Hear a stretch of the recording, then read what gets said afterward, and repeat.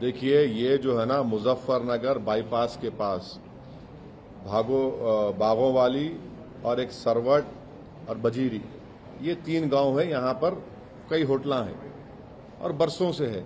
ये समझ में नहीं आ रहा कि 10 साल पहले इन जगहों पर कुछ नहीं होता था, पीसफुली सब कांवड़ यात्रा जाते थे। अब ये क्यों हो रहा?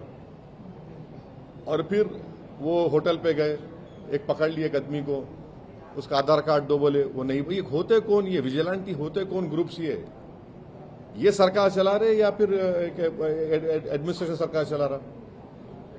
उसका आधार कार्ड नहीं मिला तो बोले पैंट उतारो। क्या है ये गंदगी है?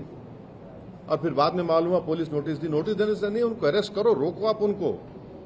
अगर पुलिस अपना काम नहीं कर रही तो ये सब विजिलेंटीज कर रहे वहां पर। ये खुद गवर्नमेंट बने हुए हैं, सुपीरियर गवर्नमेंट बने हुए हैं। तो सर ये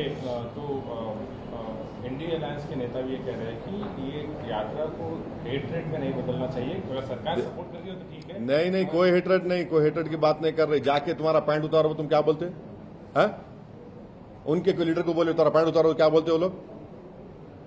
एसपी के अरे क्या बात कर रहे हैं? वो जो बेचारा, उसका नाम गोपाल है,